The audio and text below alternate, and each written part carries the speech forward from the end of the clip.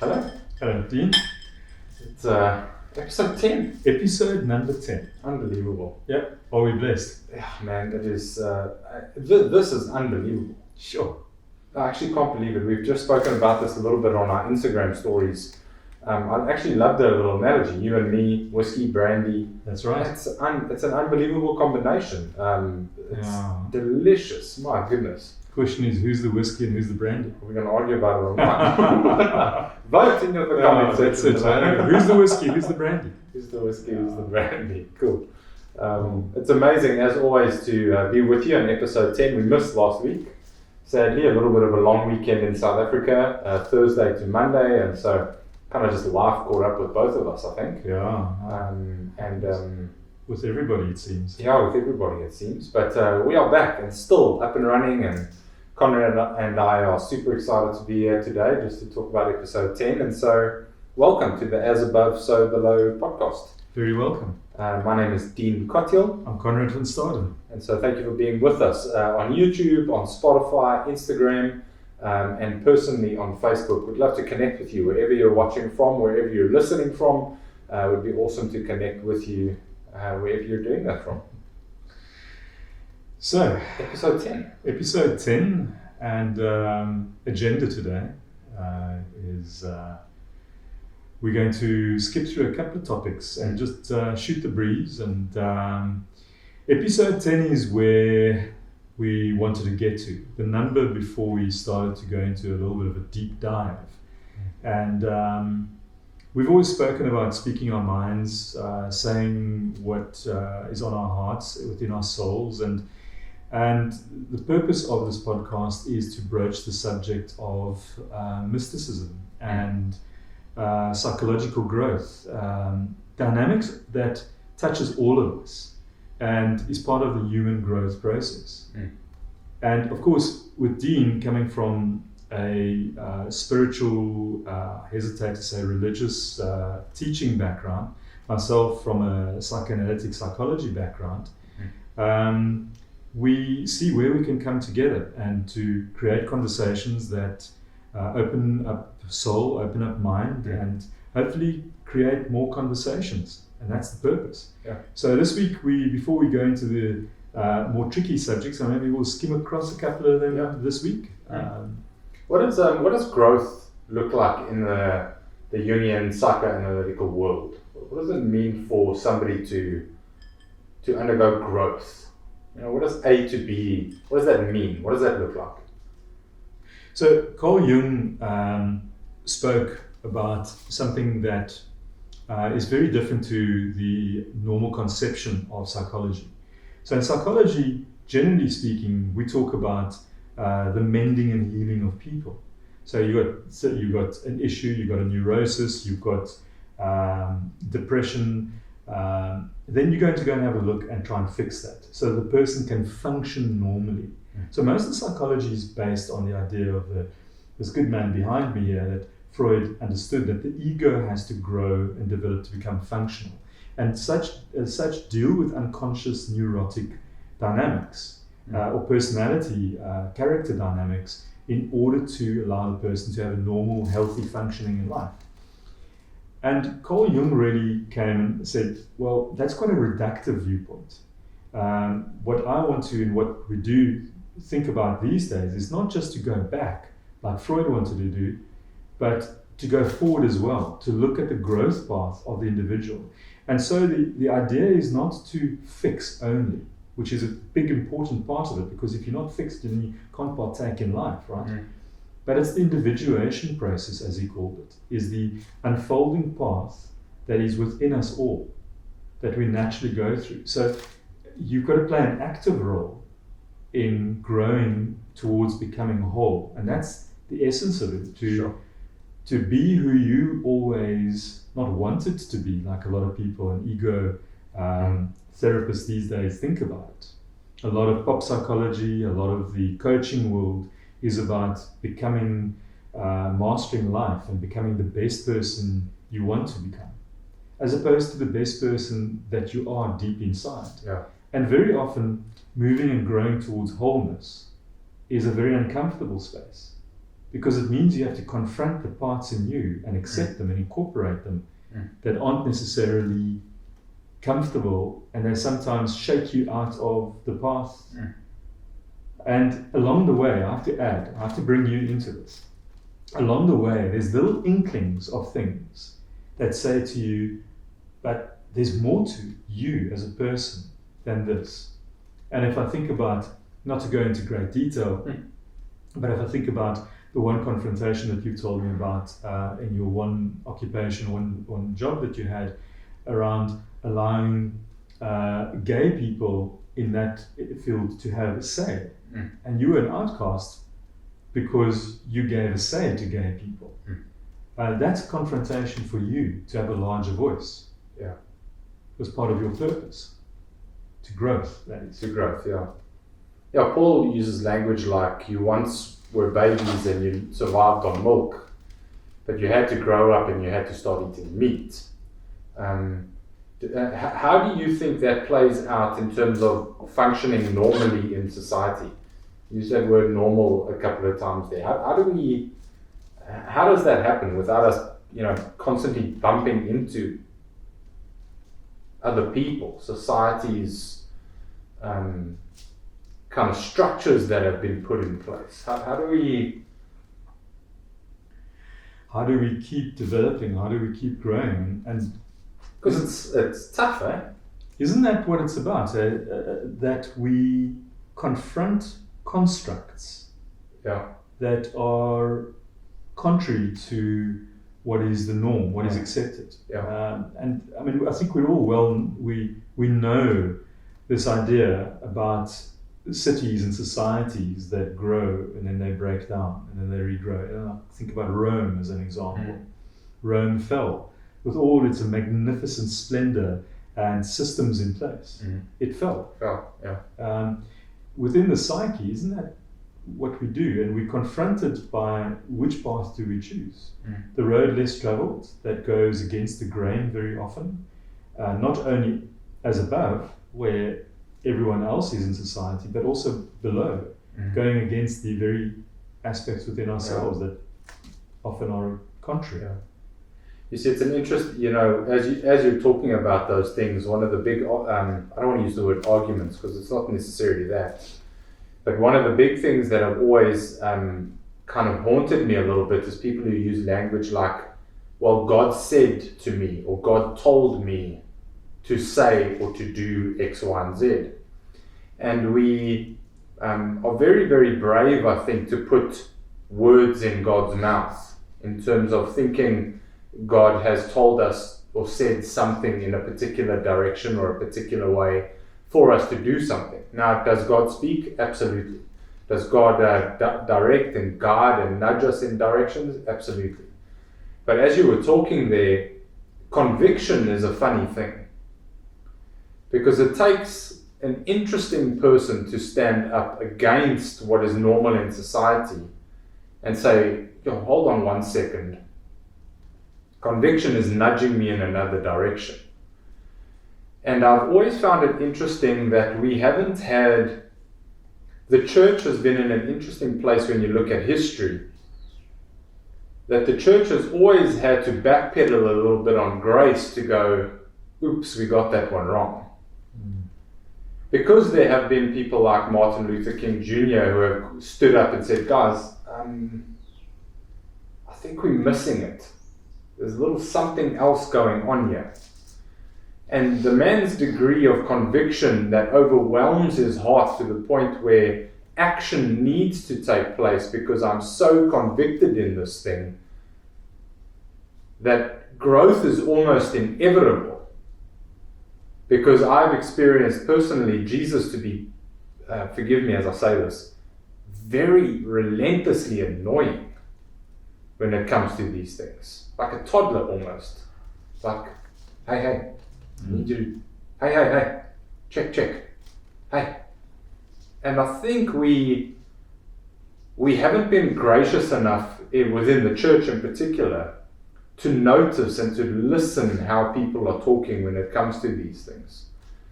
Because I think growth then happens when you go, I wonder if there is another way here. I wonder if we're missing the mark. When it comes to growing up within yourself and growing within yourself to become the person that you were created to be, that human, that Dean-ness, that Konrad-ness. I think when you begin to touch into that image of who God created you to be, I think you can't help but bump up against society's structures and go, guys, I think, could we make the circle a bit bigger? To quote a famous song. Yeah. Is there another seat at the table?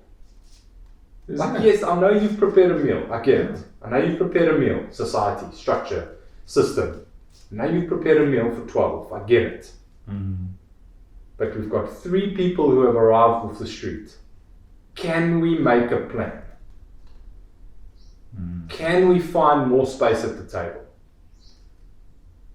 And that is when I think we begin to bump up against the rules that we've made to, let's find another chair. I think growth happens there. You talk about the conflict at the coalface, where we are confronted to do the right thing. The distinction is then made between morals and ethics, and the philosophers and religious writers, systemic theologians really have always kind of questioned, where do I listen accurately to the inner voice? And it's where the conflict starts to come up, and you very often on a path that is going quite smoothly very often, when something happens to confront you with difficulty. And it's that inner voice, it's that, like you say, the little child that calls you. And for me, in terms of personal growth, you have to listen very carefully to the inner voice that is the annoying voice, but it's the one that disturbs you. It's the voice that pulls you out and says, no, this is not the path that I want to take. And it's by nature like that. People often ask, but why does it have to be like that? And the reason why it has to be like that is because it is those very things that have made you feel comfortable that have now become a millstone around your neck. Unbeknownst to you, because comfort doesn't always mean growth. So you have to get out of that and listen to that. You can only keep the voice quiet for so long. But yeah, Dean, maybe that's the thing. We've got a world that has stood up.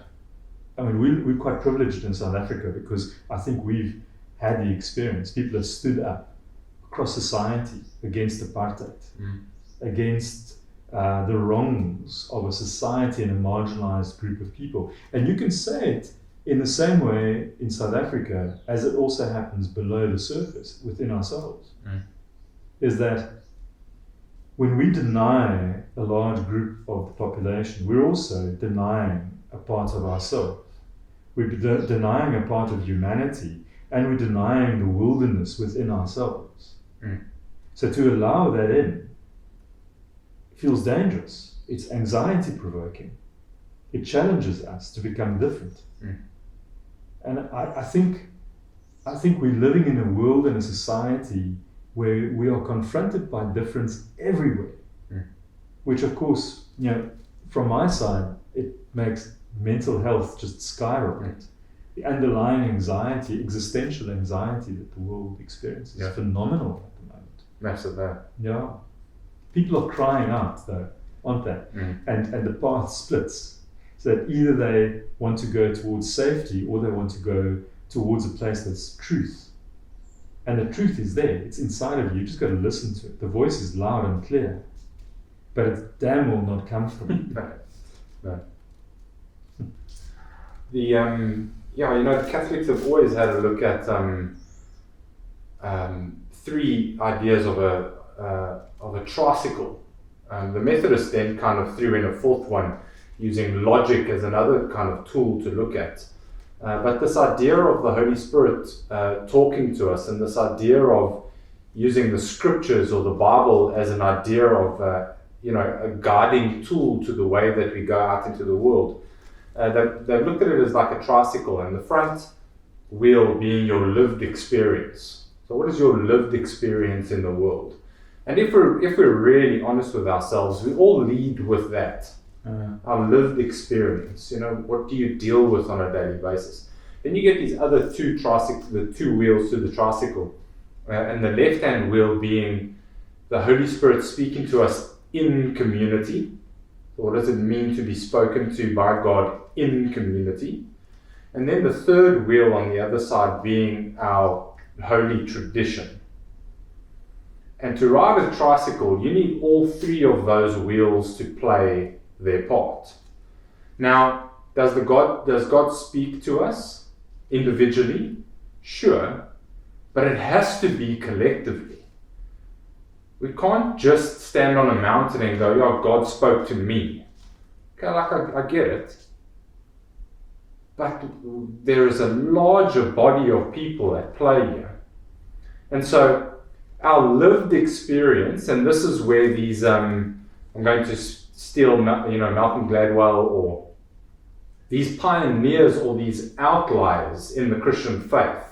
The John Wesleys or the Reformation of people who did something. Every 400 or 500 years, there are a group of people who stood up and did something that was genuinely on the front foot of what was happening in the culture, but also what was happening in the church. What happened with this group of people is they went and they said, guys, our lived experience isn't adding up.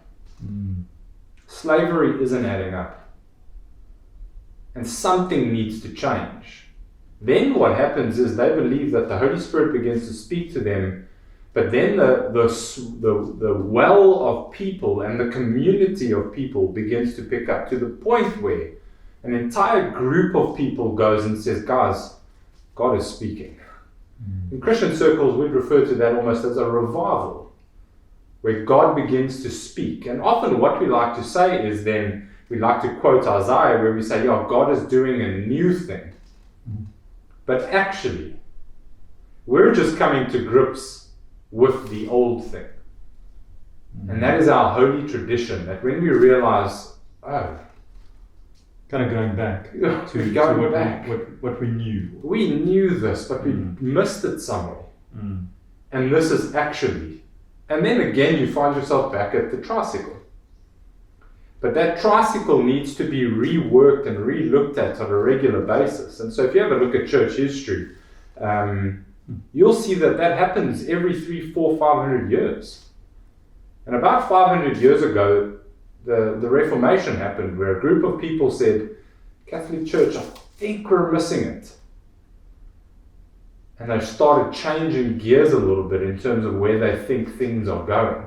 Now you can look at various examples in terms of the church these days, and there's lots of, we don't have to get into the controversial topics that are at hand.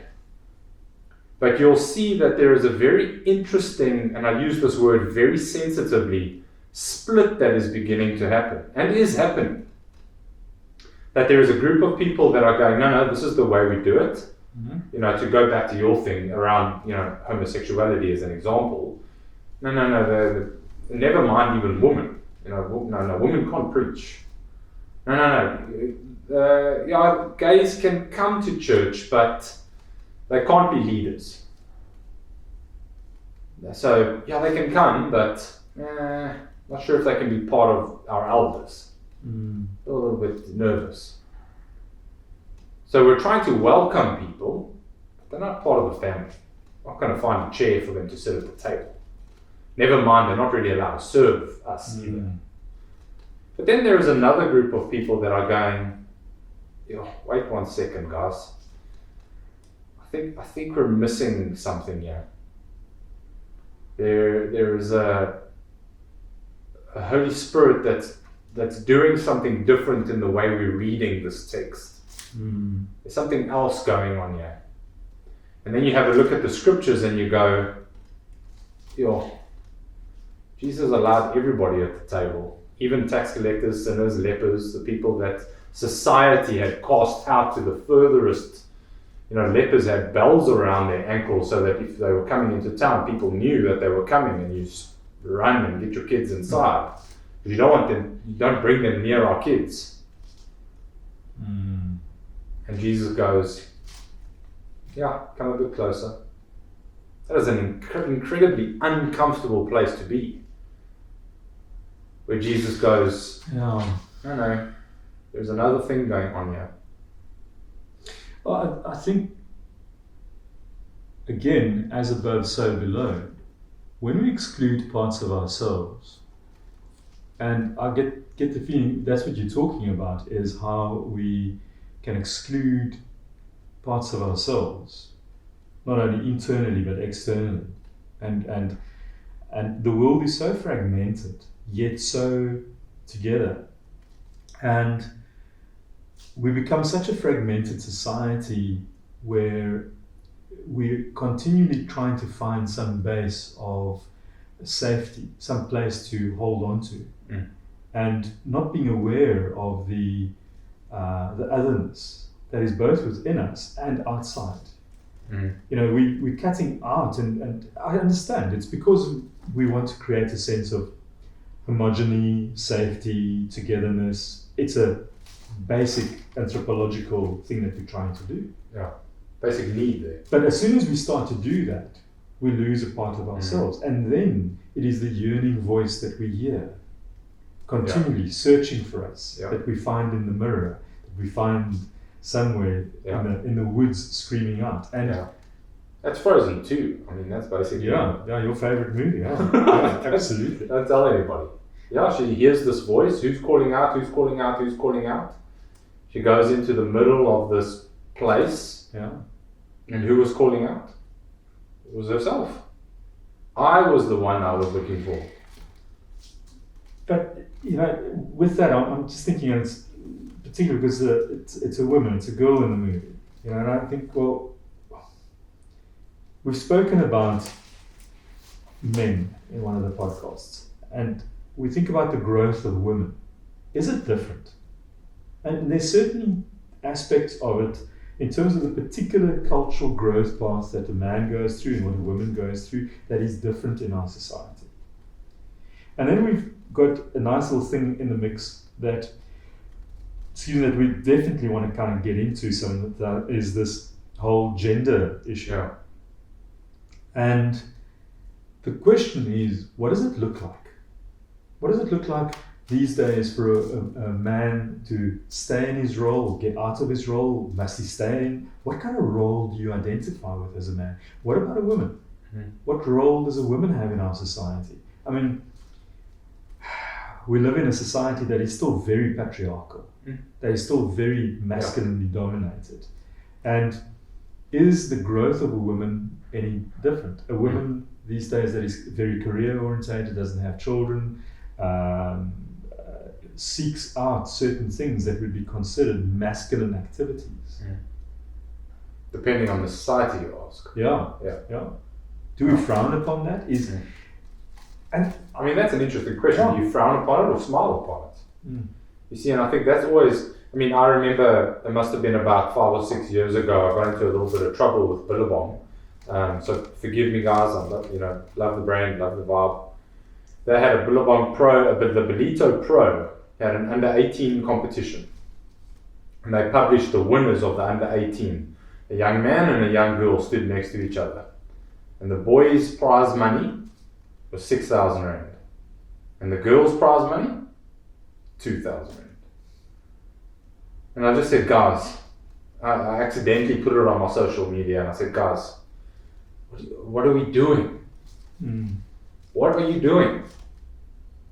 And people fired back at me. They're like, you can't say that. You don't know what's going on at Billabong. You don't know who does what. You don't know. There's no money in sport. I said, guys, then split it. Give them 4 grand each. The amount of people that supported what I had done was also very strong. But the amount of people that came up and said, no, boys of this, boys of that. I was like, guys, if I had to drive home with my 2 kids now, I think about my boy and my girl. How do I explain to my daughter that she got $2,000 less than her brother because she's a girl? How do we, I mean, I use that as a simple example within the context of South Africa, within sport, and I'm not getting into those politics, and we don't need to do those things.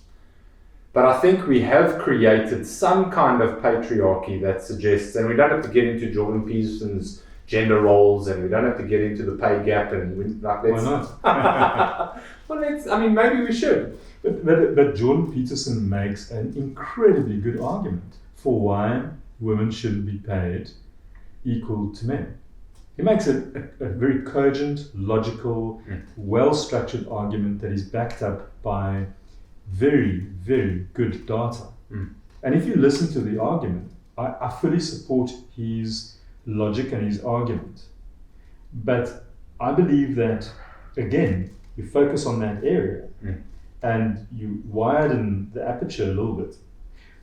Because what we don't see is what is the outcome of this. We are reinforcing a situation at the expense of what Jordan Peterson would be calling, at the expense of going into the totalitarian society. So we have to make sure that we're against totalitarianism. Sorry, it's a tongue twister of note. And if we open the aperture a little bit and we see what the consequences will be in terms of validating a human being, not a society, not a race group, not a gender, but a human being. Yeah. And that's where I think the problem for me comes in, and we'll get into the gender thing, but the problem comes in that we become so gender focused in different ways that we lose out the human being behind that. And that is not to say that in terms of gender issues, that we shouldn't be looking at what is the outcome, how are we preparing women to come out of school, family homes, to be confident, to be fulfilled, to even though they might end up marrying, having children, and spending sometimes 10 years of their lives not being as productive as men. Does that make them less? So we pay them less? I mean, sometimes I wonder, we have to take a bit of a hit in order to have a better outcome. If we politicize that and make it and weaponize it in some way, then by all means, then it's a different conversation. But we've got to look at the outcome. How are we transforming our society if we keep paying women less than men? The message is clear, as you said. You are worth less than a man. Yeah. It's terrible. How do you think we go about combating the extremes that have existed in those fields? Because the pendulum often swings in a complete, in the other way. For me, the fundamental thing that we've got to realize is that the masculine and the feminine is both within ourselves. The battle, although it may be at some level on the outside, the battle's on the inside. I'm not discriminating against women because it's an externalized enforcement. I mean, very often, yes, it's your culture and it becomes a norm, and you cut off from the consciousness. You don't think about it. Yeah. But in actual fact, you're actually battling the fear inside of yourself to incorporate feminine dynamics into yourself. Yeah. And that's to throw the cat among the pigeons. That's why I think the whole gender differentiation issue is coming up, is because our society is breaking down the roles that were given to us, and we are starting to question that and play with possibilities. For me, there's a lot of things that I am in disagreement about in terms of the outcome of the gender differentiation, in terms of assigning a sex to somebody at a very early age, and helping, saying they can choose. That's a whole different argument and discussion. That is a different thing, yeah. But I think what we've got to realize is that we are sitting with a plethora of roles, parts, ways of being within ourselves. Yeah. And previously, we could either be boy or girl. A or B. And now, at a psychological level, and I emphasize that, at a psychological level, we've got the possibility of something opening up inside of us here and starting to play with it and feel it out and incorporate these different parts. But now we are politicizing it instead of playing with it. Yeah. Is that because we struggle to figure out what's normal? Like society has a bunch of 1 + 1 is 2 for that group of people, and that's normal. And then when you throw a cat among the pigeons, we're not comfortable with that because it just doesn't fit into the boxes that we've created. And I think that's exactly what we've done. We are starting to go against the roles and the structures that were given to us. And we are in a process within society to break down all structures, ways of political, financial, ways of living, ways of worshipping, ways of being in terms of identity. We are questioning everything. But what I am 100% sure of is that we've got to be sure to make this an internal process of playing with our psyches, not to concretize it in the external. Yeah, I think it's so interesting that you say that. In the scriptures, it's in the Old Testament and in the New Testament, Jesus uses this language of a woman. You will leave your parents' house to go be in the husband's house. And there's lots of different cultural things that are taking place there in the kind of early church history and in Israel and within those Jewish communities. There were 2 or 3, very similar to African society actually. There were 2 or 3 generations of people who were living under one roof. So when Jesus says the woman will leave mother and father to go be with the husband at that time, as they were kind of getting ready for courtship and getting ready for marriage, he was literally building onto his parents' house so that his wife to be could have a place to move into, and she would then form part of this world that the husband was part of. So she literally became part of that family as the husband was building that house. So I think there's a lot to say there for the society that we live in today, and the society and really the way that we go about marriage. When I was getting into my master's and wanting to finish my master's, it happened during COVID, and so the wheels fell off, just to be honest, as I was finishing up my master's, was around the early church and marriage. And what marriage means for us today. The church is in a massive debacle around what marriage means. Is the church going to bless marriage? Is it not going to bless it? Is it just a union? Is it just how do we go about doing this thing? And so I got into a little bit of trouble when I said, listen, we're going to marry gay people. And, lots of people have various other opinions about that stuff. But women who have to leave their mother and father's home to go be at another place, there's something to be said for the way we enter the world, the way we enter into this adult world when we leave our mother and our father's home to go and do our own thing. How do I find my own meal? How do I look after myself out there in the wild? And so I wonder how much of it, when we look at women and the way we're raising women in our society, and I think about raising a daughter, how am I raising her to step out into the world and fend for herself? It's interesting when you're talking about this, what comes to mind for me is this, what a Jungian analyst, Marion Woodman, spoke about. it's the leaving of your father's house which allows you to get into yourself. You have to leave your father's house. I mean, obviously there's a physical leaving, but that's not what this is all about. This is a leaving of the father's way. Yeah. And the father is, in our traditional patriarchal society, is not in touch with his emotions. He wants his daughter to go out into the world and become another version of him. Go and, very often, or be put under the hand of another man. So it means that a woman these days is encouraged to not hold on to her emotions, her feelings, connected to her feelings, her instinctual feminine qualities.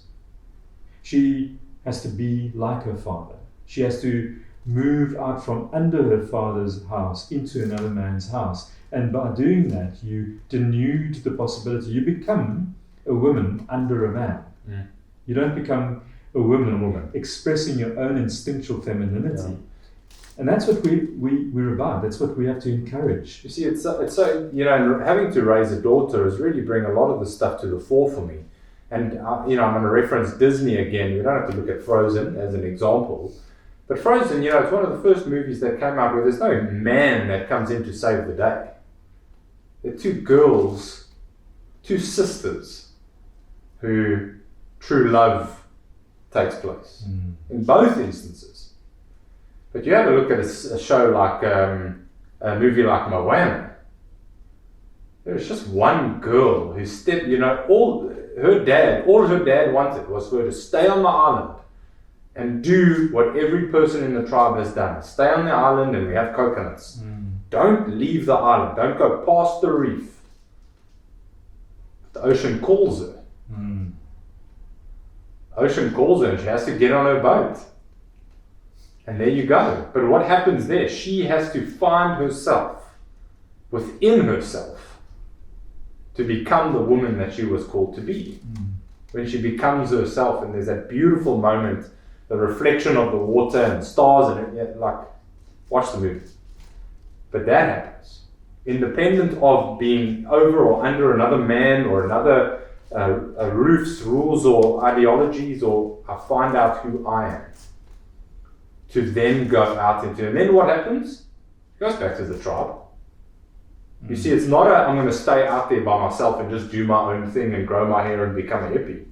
No. It is there that you realize,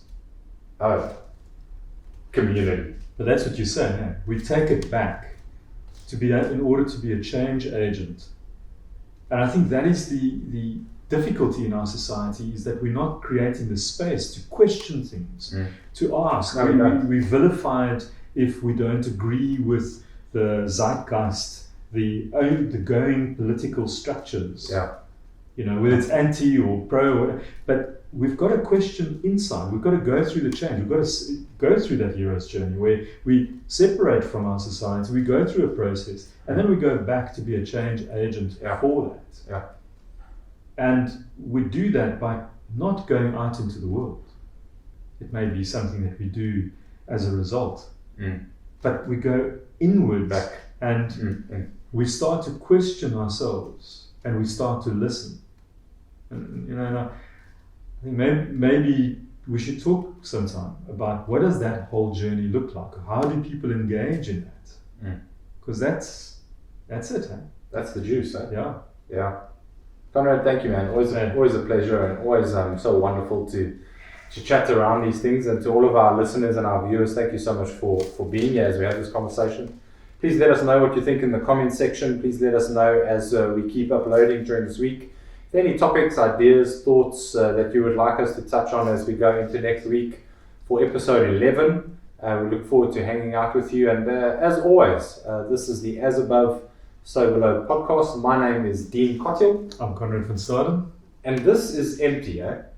Damn, man. It was really good. You got to go and check out our reel on Instagram and have a look at this. This is a magnificent whiskey and brandy mixed. My goodness. Cheers. Cheers, man.